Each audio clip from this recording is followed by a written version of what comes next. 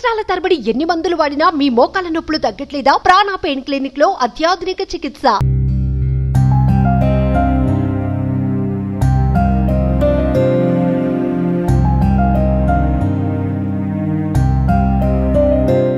Recent గా మనకు తెలుసు ఒక సీరియల్ ఆర్టిస్ట్ పవిత్ర జయరాం ఆమె రోడ్ యాక్సిడెంట్ లో చనిపోవటం, ఆ తర్వాత కో ఆర్టిస్ట్ అయినటువంటి చంద్రకాంత్ కూడా అదే యాక్సిడెంట్ లో దెబ్బలు తాకటం. అతను 2 రోజుల క్రితమే సుమన్ టీవీకి కూడా ఇంటర్వ్యూ ఇచ్చాడు. ఆ ఇంటర్వ్యూలో చాలా విషయాలు చెప్పారు కానీ బట్ ఎక్కడా కూడా తల్లిదండ్రుల గురించి కానీ భార్య గురించి కానీ ఆయనకున్నటువంటి పిల్లల గురించి కానీ అతను మాట్లాడలేదు. ఈరోజు సడన్ గా సూసైడ్ చేసుకోవటం ఏంటి అనేది కూడా ఎవరికి అర్థం కాని విషయంగా ఉంది. పోలీసులు ఇప్పటికే ఇన్వెస్టిగేషన్ స్టార్ట్ చేశారు. ఆ సూసైడ్ చేసుకున్నది కూడా పవిత్ర ఇంట్లోనే సూసైడ్ చేసుకున్నాడు. ప్రస్తుతం మనమైతే అతని ఇంటి దగ్గర ఉన్నాము. వాళ్ళ అమ్మ, వాళ్ళ భార్య, వాళ్ళ నాన్నగారు అందరూ ఇక్కడే ఉన్నారు, వాళ్ళ పిల్లలు. ఒకసారి ఆ తల్లితో మాట్లాడదాము. వాళ్ళ ఆవేదన చూస్తుంటే గుండె తరుక్కుపోతుంది. అసలు గుండెలు అవిసేలా ఏడుస్తూ ఉన్నారు తల్లి భార్య ఇద్దరు కూడాను. ఎవరు ఆపేటువంటి పరిస్థితి లేదు. ఎందుకు ఇలాంటి పరిస్థితి? అసలు గత కొన్నేళ్లుగా అతను భార్యతో కూడా ఉండట్లేదు అని చెప్తున్నారు. ఇక్కడికి వచ్చిన తర్వాత తెలిసింది నాకు.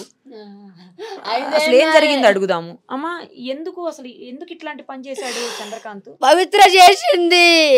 పవిత్ర దాన్ని ఉంచుకున్నది. వాడు పెళ్లి చేసుకుంది. 5 ఏళ్ల నుంచి నా కోడల దగ్గరికి రానియలేదు, మాట్లాడనియలేదు, పిల్లలతోనే మాట్లాడనియలేదు, తల్లితోనే మాట్లాడనియలేదు. పవిత్ర పిల్లలతోని మాట్లాడనీయకుండా చేసిండు. 5 సంవత్సరాల నుంచి నా పిల్లలతోని కలవనీయలేదు. కొడుకు నాగం చేస్తున్నవే, పిల్లలు ఉన్నారే అంటే నా ఓడంటే నీ ఓడు ఎట్లయితాడే? నేను నలుగుట్ల తెచ్చిన నా కోడల్ని, నా పిల్లలు చిన్నోళ్ళు ఉన్నారే, నువ్వు ఎట్లా పెళ్లి చేసుకుంటావని అడిగినా నేను.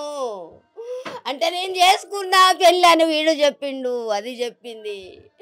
ఏ గుడిలోనో చేసుకున్నా అంటే మేము ఇంకోరు చేస్తున్నామని చెప్పినాము. వాడు ఏది పట్టించుకోకుండా దాన్నే పెళ్ళాం అన్నాడు. పెళ్ళామని పెళ్ళంతో మాట్లాడలేదు. నాకు అదే సర్వస్వం, అదే పెళ్ళాం అన్నది. అది ఏం పెట్టిందో తెలియదు నా కొడుకుని.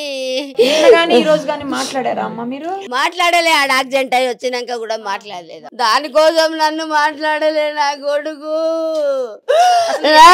వచ్చిన తర్వాత కూడా మాట్లాడలేదు, చూడలేదు. చూస్తుంటే చూడనియలేడు, చూస్తుంటే ముట్టుకోనియలేడు, పట్టుకొని లేదా. ఓకే, పెళ్ళంతో మాట్లాడలేడు. మాట్లాడితే ఇప్పుడు మాట్లాడుతున్నాం, అది చచ్చిపోయినాక ఇప్పుడు అవసరమా అంటున్నాడు. దాన్ని చితంబ బాధ పెట్టిండు, కొట్టిండు, తిట్టిండు. ఎవరు? భార్యని మాటలు కొట్టిండమ్మా. రాత్రి అంతా కూడా కొడుకు తాగొచ్చినా లొల్లి పెట్టినా బాధపడ్డమ్మా. ఇక మారుతాడు అనుకున్నమ్మా. నా పిల్లలకు నా కొడుకు ఉంటాడు అనుకున్నమ్మా నేను. నా పిల్లలకు కొడుకు లేకుండా అయిపోయిండమ్మా. నా పిల్లలకు తండ్రి లేకుండా అయిండమ్మా. మాట్లాడలేడు. రాత్రి లేనో ఫుల్ తాగొచ్చిండంట. పుల్లు తాగొచ్చినాక ఈ చెయ్యి కొట్టుకున్నాడంట. కొట్టుకుంటే రక్తం కారితే దోస్తు చూసిండంట. దోస్తులు ఇంట్లో వండబెట్టిర్రు, తాగిర్రని. పెడితే మళ్ళీ ఆడవేసి చూస్తే రాకుంటాడేమో మమ్మల్ని చూసి. పండుకొని ఏడనో ప్రశాంతంగా రెస్ట్ ఉంటుందని పండుకోమని చెప్పి వచ్చినామమ్మా. ఆ దోస్తే ఇంత తినబెట్టిండంటమ్మా.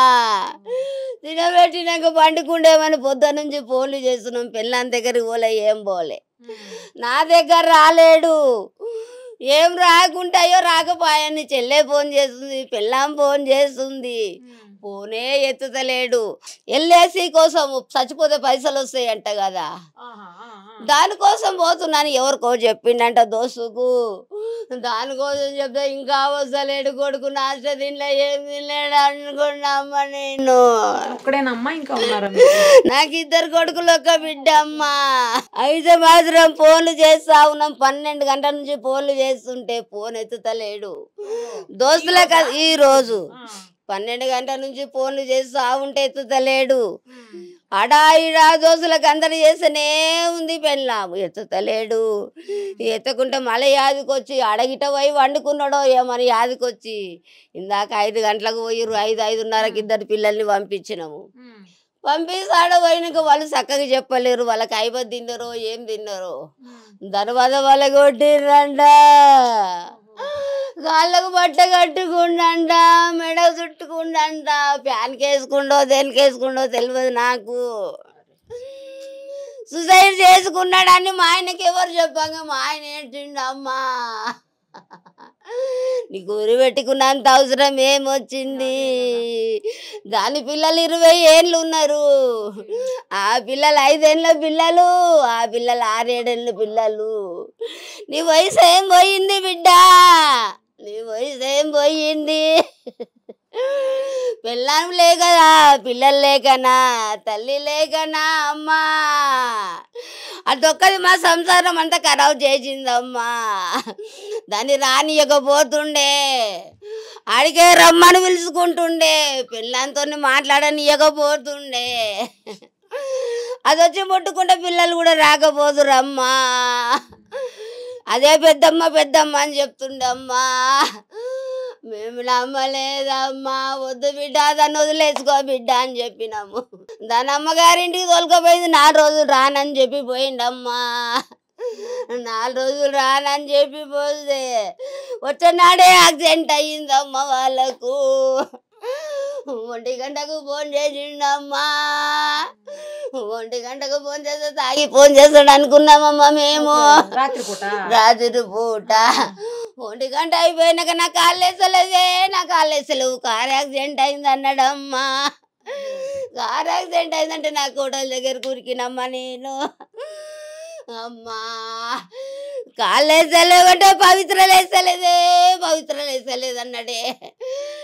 ఏమైంది చెప్పు అంటే కారు గుద్దిపోయింది అన్నారమ్మా. నువ్వెట్లున్నావంటే గవర్నమెంట్ హాస్పిటల్ చూపించిరన్నారమ్మా. మేము ఇంటికి వాళ్ళ దోస్తులను పంపించి నా 4గురిని నువ్వు దూరం ఉండి చూడమని చెప్పిండమ్మా. నువ్వు దూరం ఉండి చెప్పమంటే దోస్తులందరూ విన్నారమ్మా. మళ్ళీ నా కొడుకే అన్నాడు చచ్చిపోయింది అన్నాడు. మళ్ళీ అన్నాడు 5 ఏళ్ళ నుంచి మీరు దూరం పెట్టిరని చెప్పురని చెప్పిండు. తల్లిదండ్రులు దూరం పెట్టిరు, పెళ్ళాన్ని దూరం పెట్టినప్పుడు అన్నారు. లేకుంటే నా కోడల్ని తీసుకొని నేను అడిగి పోతుంటి. అట్లా గిట్ట అన్నాడేమో అనుకున్నామ్మా నేను అని ఉల్టా సీదా మాటలు చెప్పిండు. అంటే అసలు గత కొన్నేళ్ళుగా మీతో రిలేషన్ లేదని మీ అత్తగారు చెప్తా ఉన్నారండి. 5 years నుంచి రిలేషన్లో లేము. లాస్ట్ 5 years నుంచి ఎప్పుడైతే నాకు ఈ విషయం తెలిసిందో అప్పటి నుంచి నన్ను కొట్టడము చేయడము చాలా నానా విధాలుగా హింసించిండు. తాగేసి వచ్చి ఏ రాత్రి అంటే ఆ రాత్రి ఇది చేయడము చాలా. పవిత్ర డైరెక్ట్ నాకు కాల్ చేసి వాడు నా మొగుడే, ఏం పీక్కుంటో పీక్కో అనేసి కూడా అనింది. ఇలాంటి మాటలు కూడా మాట్లాడింది పవిత్ర జయరాం. వాళ్ళ పిల్లలకి కూడా తెలుసు. వాళ్ళ అబ్బాయిని వెళ్ళి అడిగాను, వాళ్ళ అబ్బాయితో వెళ్ళి మాట్లాడాను. ఇలా నా భర్త మీ అమ్మతో ఉన్నాడు ఏంటిది అనేసి అని అడిగాను. అడిగితే మీ ముందే వెళ్తారా బెడ్రూమ్లోకి అంటే, అవును మా ముందే వెళ్తారు, మాతోనే ఉన్నాడు, వాళ్ళ ఇష్టం వాళ్ళ లైఫ్, మేమేం అబ్జెక్ట్ చెయ్యము అనేసి పవిత్ర జయరాం కొడుకు అన్నాడు. ఎప్పుడు వచ్చినా ఇంట్లో పెద్ద టార్చరే. హేట్ చేసినా కంటిన్యూస్గా దాని ఫోటో చూస్తూ ఉంటాడు. ఇంట్లో తాగితే ఇంట్లోనే ఫుల్ అయిన తర్వాత దాంతో వీడియో కాల్ మాట్లాడుతూ ఉంటాడు. చెప్పవే పాప, ఏం చేస్తున్నావు, ఏంది సంగతి, ఇక్కడ నాకు అన్నం పెట్టట్లేదే, అన్నీ ఫాల్స్ అంటే ఫాల్స్. మొత్తం నన్ను బ్లేమ్ చేశాడు, ఎక్కడ పడితే అక్కడ బ్లేమ్ చేశాడు. ఇంకేం చెప్పలేను. ఇంతకంటే మాది రిలేషన్షిప్ స్టార్ట్ అయ్యి 2004 July 4th స్టార్ట్ అయింది. 2004లో మ్యారేజ్ 15లో అయిందా? మ్యారేజ్ 15. 11 years ముందు మీకు లవ్ ఉంది, రిలేషన్షిప్ ఉంది. అక్కడికి మా పేరెంట్స్ కన్విన్స్ అవ్వలేదు. నేను మా పేరెంట్స్తో కన్విన్స్ చేసి అందరి సమక్షంలో లవ్ మ్యారేజ్ చేసుకున్నాడు. గ్రాండ్గా చేశారు పెళ్ళి. అందరూ ఒప్పుకొని చేసి నేను మా అమ్మ చెప్పినా నేను వినలేదు. ఇతడే కావాలి, నాకన్నయ్య నాకు కావాలి, వాడే లోకం సర్వస్వం అని బతికిన. ఏది చేసినా ఏం చేసినా ఈ రోజు వరకు అంటే ఈ మూమెంట్ కాకుండా నిన్నటి వరకు కూడా మా మమ్మీ వాళ్ళ సైడ్ ఎవరికి ఏమీ చెప్పలేదు. నేను ఎంత ప్రాబ్లం ఫేస్ చేసినాను, సఫర్ అయినాను ఎటువంటివి మా మమ్మీ వాళ్ళకి తెలియదు. ఏదున్నా ఏమున్నా అత్తగారికి చెప్పుకున్నాను, బయట ఎక్కడ పెట్టుకోలేదు. అతను రాకపోయినా సరే ధైర్యంగా ఒక మొగోడిలాగా నా పిల్లలని పెంచుకున్నాను. ఏ రెస్పాన్సిబుల్ లేదు. ముందు జాబ్ చేసేదాన్ని హెచ్ఆర్గా, ఇప్పుడు మానేశాను. అమ్మ లేదు. అమ్మ చనిపోయిన వెంటనే లాక్డౌన్లో వీళ్ళ రిలేషన్షిప్ స్టార్ట్ అయ్యింది. అప్పటి వరకు బాగానే ఉన్నారు. వీళ్ళ రిలేషన్షిప్తో ఎప్పుడైతే స్టార్ట్ అయ్యిందో అప్పటి నుంచి నన్ను కొట్టడము, తిట్టడము కంటిన్యూస్గా చేశాడు. చాలా చాలా అంటే ఒక సాడిస్ట్ కంటే ఇంకా అధ్వానంగా బిహేవ్ చేశాడు. ఏం చేయకుండానే అన్ని వల్గర్ లాంగ్వేజ్ మాట్లాడుకుంటూ, ఎవరితో మాట్లాడినా అన్నయ్య అన్న రిలేషన్తో మాట్లాడినా కానీ అఫేర్ పెట్టి తప్పుగా తీయడం, అది ఎవరైనా సరే. మా అత్తగారు నాకు సపోర్ట్ చేశారు, మా మామయ్య ఇద్దరు సపోర్ట్ చేశారు వాళ్ళ ఫ్యామిలీలో. అంతకు మించి ఎవరు లేరు. నేను ఏదైనా వాళ్ళే లోకం సర్వస్వం అనేసి నన్ను బతికినాను. ఇప్పుడు అతనే లేకుండా పోయినాడు. ఇప్పుడు ఇంకేమని నన్ను బ్లేమ్ చేస్తాడు, ఇంకేం చేస్తాడో నాకేం అర్థం అవ్వట్లేదు. ఏం చెయ్యాలి ఈ మూమెంట్లో? నాకు నా పిల్లలను చూసుకొని నేను ఏం చెయ్యాలి? ఇద్దరు పిల్లలు, పాపది 8 years, బాబుది 4 years. పిల్లల కోసం కూడా వచ్చేవాడు కదా? పిల్లల కోసం వచ్చినా ఇట్లా చూసి వెళ్ళిపోయేవాడు. పిల్లల కోసం వచ్చినప్పుడు పవిత్ర ఆంటీ ఉంటుందానా మీకోసము, పవిత్ర ఆంటీ ఉంటుందానా, దీని ఏమైనా సరే పవిత్ర ఆంటీ ఉంటుంది. మరి నేనేం అవ్వాలి అని అంటే కూడా దానికి సమాధానం లేదు, ఏది లేదు. తన మైకంలో ఉండిపోయాడు. మొన్న 4 days కూడా షూట్ ఉందని చెప్పాడు, కానీ కట్ చేస్తే తను ఊటీకి వెళ్ళారు. ఇద్దరు కలిసి ఊటీకి వెళ్ళారు. ఊటీకి వెళ్ళి డే బై డే ఒక్కొక్క రీల్ షేర్ చేసి నన్ను టార్చర్ పెడదామని ప్రయత్నం చేశారు ఇద్దరు కలిసి. యాక్చువల్గా తను ఇన్స్టాగ్రామ్లో కూడా, పవిత్ర జయరాం ఇన్స్టాగ్రామ్లో కూడా తను పోస్ట్మార్టం అయిపోయిన తర్వాత కంటిన్యూస్గా 4 reels పోస్ట్ చేశారు. విత్ ఇన్ ఫ్యూ అవర్స్లో డిలీట్ చేసేసారు. ఆ వీడియోస్ కూడా వైరల్ అయ్యాయి. సో వీళ్ళిద్దరు కలిసి ఊటీకి మొన్న ట్రిప్కి ఊటీకి వెళ్ళిన వీడియోస్ కూడా వైరల్ అయ్యాయి. 3rd class ఇప్పుడు, బాబు LKG, చాలా చిన్న చిన్న పిల్లలు. మీ వైపు అడిగే వాళ్ళు కూడా ఎవరు లేనట్టున్నారు, మీ అత్తగారు తప్ప. ఇప్పుడు అత్తమ్మ వాళ్ళు ఉన్నారు, మా ఫ్యామిలీ వాళ్ళు వస్తున్నారు, మా మమ్మీ వాళ్ళ సైడ్ వాళ్ళు వస్తున్నారు, మా మేనమామయ్య వాళ్ళందరూ వస్తున్నారు, దారిలో ఉన్నారు. వాళ్ళకి ఇప్పటి వరకు ఎటువంటి విషయం తెలియదు. ఈ సూసైడ్ తోనే అన్ని బయటికి వస్తున్నాయి. అసలు ఇప్పటి వరకు మీరు వైఫ్ ఉన్నారు, పిల్లలు ఉన్నారని కూడా ఎవరికి తెలియదు. అతను చెప్పనీయలేదు. సోషల్ మీడియాలో నేను అతన్ని ట్యాగ్ చేసి ఏమైనా వీడియోస్ పెట్టినా సరే అవి ఇమీడియట్గా డిలీట్ చేసేస్తారు. నన్ను బ్లాక్ చేసేసాడు. ఇన్స్టాగ్రామ్లో కానీ, ఫేస్బుక్లో కానీ, ఏ ఛానల్లో అయినా బ్లాక్ చేసేసాడు. ఇనీషియల్గా తెలిసిన వెంటనే నేను మహిళా మండలిలో కంప్లైంట్ ఇచ్చాను. అక్కడ ఇచ్చిన తర్వాత కూడా అక్కడ కౌన్సిలర్ ముందు చెప్పాడు, అదే నా లైఫ్ అని. అంటే పవిత్ర అనే లైఫ్ అంటే అక్కడ అన్నారు కూడా, మా అమ్మ వీడు చేంజ్ కాడు, వదిలేసేయి, సెటిల్ చేసుకొని వదిలేసేయి అని అన్నాడు. అయినా నేను వినలేదు, ఎందుకంటే నాకు పిల్లలకి తండ్రి కావాలి. ఈరోజు నేను మా మమ్మీ లేక నేను చాలా పెయిన్ అవుతున్నాను. ఆ సఫర్ నా పిల్లలు అవ్వద్దు అని ఆలోచించాను. కానీ తండ్రి కావాలి. నిన్న కూడా అందరిలో కూర్చోబెట్టి మాట్లాడాం. ఏమని అంటే, ఇలా suicide Pavi wait for 2 days అని పెట్టాడు ఇన్స్టాగ్రామ్లో. ఏంటి Pavitra wait for 2 days wait for 2 days I'm coming అన్నట్టు పెట్టాడు పోస్ట్. అదే విషయము 10 మందిలో కూర్చోబెట్టి మాట్లాడాను. మాట్లాడితే నేను అంత పిరికివాడిని కాదు, నేను చూసుకుంటాను, నాకు కొంచెం టైం పడుతుంది సెటిల్ అవ్వడానికి అనేసి అని అన్నాడు. కానీ అన్యాయం చేశాడు. లవ్ రిలేషన్షిప్లో ఎంత బాగుండేవాడంటే అంత బాగుండేవాడు. నేనే లోకం సర్వస్వం అని ఉండేవాడు. ఎప్పుడైతే ఈ పవిత్ర ఎంటర్ అయ్యిందో అప్పటి నుంచి నాకు టార్చర్, ఫిజికల్గా ఇద్దరం బాగున్నాము. అప్పటి నుంచి ఫిజికల్గా మెంటల్గా చాలా హరాస్ చేశాడు, చాలా విధాలుగా హరాస్ చేశాడు.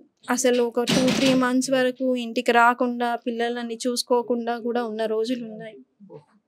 ఇంకా మీ వైపు ఎవరు లేరు కూడా కదా అడగడానికి కూడా, ఇన్ని రోజులుగా మీరు చెప్పలేదు అంటున్నారు. నేను చెప్పలేదు. యాక్చువల్గా చెప్పాలంటే పెద్దగా చేసుకుంటే ఎందుకు, పాప సెటిల్ అవుతుంది, అమ్మ లేదు, అమ్మ సపోర్ట్ లేనందుకు పాపకి ఫ్యూచర్లో ఏమైనా కావాలి, ఒకేషన్స్ ఏమైనా చేయాలన్నా, ఫంక్షన్స్ కావాలన్నా మా వాళ్ళు రావాలి అంటే నేను ఇష్యూ చేయకుండా ఉంటేనే వాళ్ళు వస్తారు, చూస్తారు.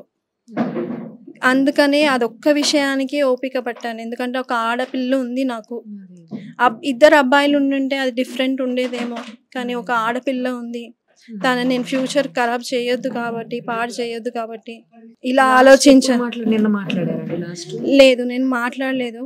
ఒకసారి 2 days బ్యాక్ తను వచ్చిన నెక్స్ట్ డేనే కాల్ చేశాను. ఏమైంది ఇంకా నైట్ రాలేదు అని అంటే, ఇవన్నీ మాట్లాడకు, నేను రెస్పాన్సిబిలిటీస్ ఫుల్ఫిల్ చేస్తాను, అంతకు మించి నా గురించి ఎక్స్ట్రా అడగడం అవసరం లేదు. ఏది ఇన్సిడెంట్ జరిగిన రోజా ఇది? ఇన్సిడెంట్ తర్వాత 2 daysకి మార్నింగ్ నైట్ అంతా ఇంటికి రాలేదు అని అంటే అడిగితే ఆ మాట అన్నాడు. కానీ యాక్చువల్గా ఆమె హార్ట్ స్ట్రోక్ వచ్చి చనిపోయింది అని చెప్తున్నారు. తెలియదండి. యాక్చువల్గా చెప్పాలంటే నాకు తెలిసి డ్రైవర్ ఉన్నాడో లేడో తెలియదు. టు బీ ఫ్రాంక్, డ్రైవర్ ఉండుంటే ఈ పాటికి ఓపెన్ అప్ అయ్యేది, డ్రైవర్ వచ్చేవాడు సీన్లోకి. డ్రైవర్ అయితే లేడు అని నా వే ఆఫ్ ఆలోచన.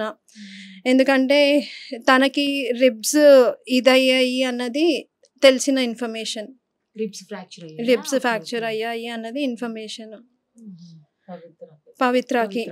ఎందుకంటే నాకు 12:40 కాల్ చేశాడు. ఎప్పుడు ఇలానే తాగేసి కాల్ చేస్తాడు అనేసి నేను లైట్ తీసుకున్నాను, సైలెంట్ పెట్టి. యాక్చువల్గా ముందు రోజు మా అత్తయ్యకి బ్యాక్ పెయిన్ అయ్యింది, తనకి యూరిన్ ఇన్ఫెక్షన్, కిడ్నీలో వాటర్ స్టోర్ అయ్యింది అనేసి midnight 11:40కేమో విజయ హెల్త్ కేర్కి వెళ్ళాము. వెళ్తే అక్కడ తనకి ట్రీట్మెంట్ చేయించుకొని డ్రిప్స్ ఎక్కించుకొని రిటర్న్ అయ్యాము. ఆ రోజు నైట్ మొత్తం తనకి అంటే మాకు స్లీపే లేదు. నెక్స్ట్ డే పడుకున్నాను. పడుకున్న తర్వాత అత్తయ్య వాళ్ళు 1:10, 1:15 అలా వచ్చారు. అంతలోపు వాళ్ళ నాన్నకు కాల్ చేశాడంట. వస్తే సరే ఆగతయ్య నేను కనుక్కుంటాను, మీరు వెయిట్ చేయండి అనేసి కాల్ చేస్తే పవిలేస్తలేదు. సరే ఒక్క నిమిషం ఆగు, నీకేమయ్యింది ఫస్ట్ అది మేజర్గా చెప్పు అనేసి అని అడిగాను. అంటే నాకు కాళ్ళకి చేతులకు దెబ్బలు తాకాయి కానీ పవిలేస్తలేదు అనేసి అని అంటే, వెయిట్ చెయ్యి, వేరే హాస్పిటల్కి తీసుకోవడానికి ట్రై చెయ్యి అనేసి చెప్పాను. అంటే కాల్ కట్ చేశాడు. మళ్ళీ కొంచెం సేపటికి కొద్దిసేపటికి మళ్ళీ కాల్ చేసి తను చనిపోయింది అనేసి ఏడుస్తున్నాడు. ఇంకా దానికి నేనేం చేయలేను. సో ఇది ఇన్సిడెంట్ జరిగింది.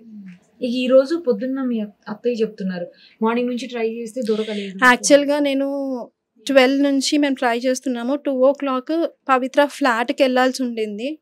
వాళ్ళ ఫ్రెండ్ సాయి అనేసి ఉన్నాడు, అతని దగ్గరికి. అంటే నైట్ వెళ్ళి పవిత్ర దగ్గర నుంచి లగేజ్ మొత్తం తీసుకొచ్చి నా దగ్గర పెట్టాడు అనమాట. ఇంట్లో పెట్టాడు అతని డ్రెస్సెస్ లగేజ్ మొత్తము పెడితే నేనేం చేశాను, నాకు డౌట్ వచ్చి 2 o'clockకి నేను వెళ్దాము అని ఫిక్స్ అయ్యాను. వెళ్తే నాకు రూట్ తెలియదు అక్క, నైట్ తీసుకెళ్ళాడు గల్లీలు తిప్పుకుంటూ అనేసి అని అన్నాను. ఇంకొక ఫ్రెండ్ని ఒక ఇన్ఫార్మర్ని పెట్టాడు ఇక్కడ నా కోసం. అంటే నేను మా ఇంటికి ఎవరు వస్తున్నారు, ఎవరు వెళ్తున్నారు, నా పిల్లలు ఏం చేస్తున్నారు, ఇక్కడ నుంచి ఇన్ఫర్మేషన్ ఇచ్చే అతన్ని అక్కడ పెట్టేసి అతన్ని అడిగాను, ఉదయ్ అన్న అన్న కనిపిస్తలేడు, మరి ఫ్లాట్కి వెళ్దామా మణికొండ కంటే, అక్క మా ఇంట్లో ఫంక్షన్ ఉంది అయిపోయినాక కాల్ చేస్తాను అనేసి అని అన్నాడు. నేను కూడా కాల్ చేస్తాను అక్క అనేసి కాల్ చేశాడు. యాక్చువల్గా నేను ఆల్మోస్ట్ ఒక 20-30 మెంబర్స్ నుంచి కాల్ చేయించాను. ఒకరి ఫోన్ కాకపోతే ఇంకొకరి ఫోన్లో నుంచి అయినా లిఫ్ట్ చేయొచ్చేమో అనేసి రోడ్ల పంట తిరుగుతూ అటు ఇటు తిరుగుతూ చేయించాను. రెస్పాండ్ లేదు. సరేలే దాని ఫ్లాట్కి అయితే వెళ్దాము, వెళ్తే తెలుస్తుంది ఏంటో సంగతి అని వేరే పిల్లలను ఇచ్చి పంపిస్తే అప్పటికి అయిపోయింది. అంటే మాకు తెలిసింది 6 గంటలకు అట్లా, 6 o'clock, 12 o'clock నుంచి 12-12:30 నుంచి కంటిన్యూస్గా తిరుగుతూనే ఉన్నాము.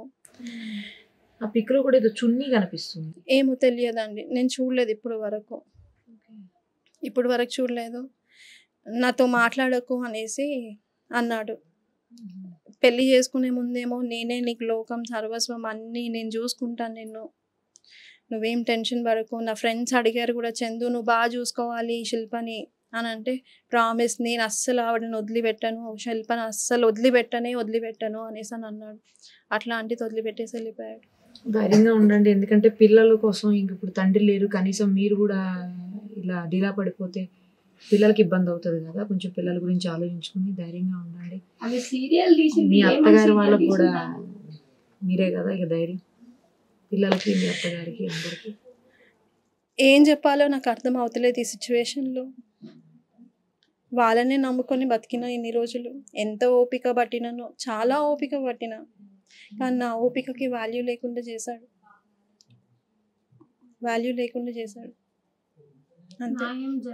ఇప్పటికైనా అబ్బాయి వస్తాడు, కలిసి కాపురం చేద్దాం అనుకుంది.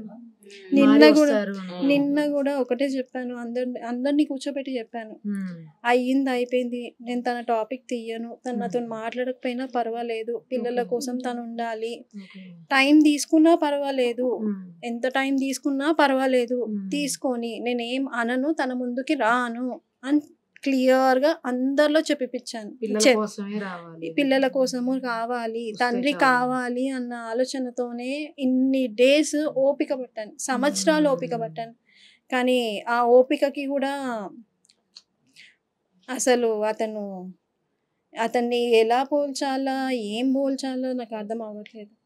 ఏదన్నా అంటే పవి పవి పవి, ముందేమో ఏదంటే కనయ అస్సలు నోట్ల నుంచి ఒక మాట, పడుకునే ముందు కూడా కన్నా ఏం చేస్తున్నావే, కన్నా అని వద్దా, ఆ మాట తప్పితే వేరే మాట ఉండకపోతుండే.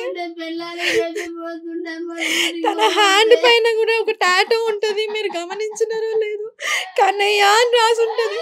తనతో డైరెక్ట్ ఫైట్ చేసినా, ఏం చేసినా తను ఏం చేసిందో తెలియదు, కానీ తను మాత్రం చాలా నన్ను, ఏ రోజు నా పిల్లలకి స్కూల్లో రిపోర్ట్స్లో కానీ దేంట్లో తండ్రి స్థానంలో సైన్ పెట్టలేదు. కాకపోతే ఆ ప్రతీక్ష కాలేజ్ రిసిప్ట్కి పేరెంట్ ప్లేస్లో సైన్ పెట్టాడు. అంటే ఆమె ఎవరు? వాళ్ళ అమ్మాయికి తను ఉన్నాడంట, పవిత్ర కూతురికి కొడుకుకి ఉన్నాడంట, కానీ నా పిల్లలకి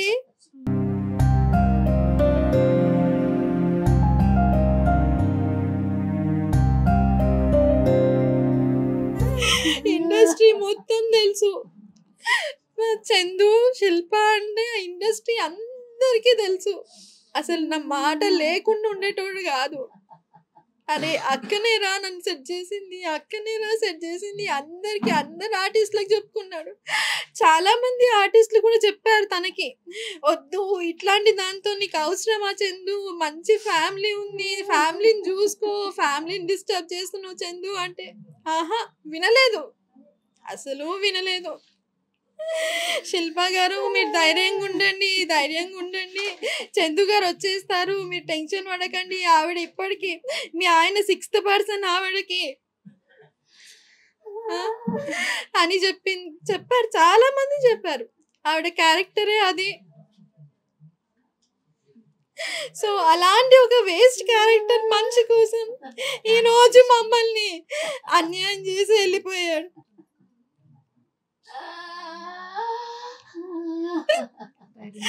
అసలు నా పేరు లేకుండా అరే అక్క చేసిందా కన్నా చెప్పు, ఇప్పుడే స్టార్ట్ అయినా, ఇక్కడున్నా, ఈ లొకేషన్ లో ఉన్నా, వచ్చేస్తున్నా, హార్డ్లీ ఇంకా 5 minutes లో ఉంటేనే ఇంట్లో వచ్చేస్తున్నా.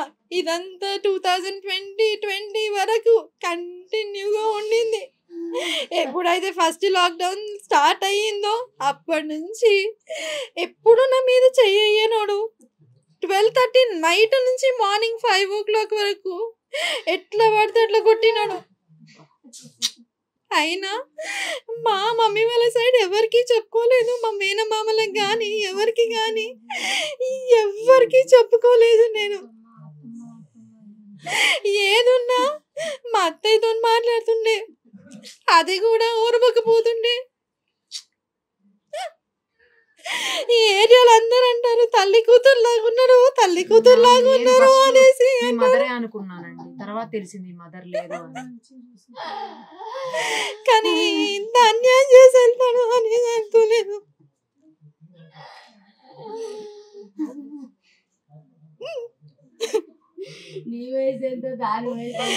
తను చాలా ఏజ్డ్ పర్సన్, ఏజ్ డిఫరెన్స్ కూడా చాలా ఉంది. నాకు చెప్పడమే పవికి హార్ట్ లో హోల్స్ ఉన్నాయి, తనని జాగ్రత్తగా చూసుకోవాలి, అది ఇది అనేసి అని అన్నాడు. కానీ నేను ఒక ఫ్రెండ్ లాగా మాట్లాడుతున్నాడేమో, ఫ్రెండ్ లాగా రీల్స్ చేస్తున్నాడేమో, ఇండస్ట్రీయే కదా మనకు తెలియంది ఏముంది అనేసి అని అనుకున్నాను. తర్వాత నన్ను చాలా టార్చర్ పెట్టాడు. అసలు నా దగ్గర ఉండని కూడా ఉండట్లేదు.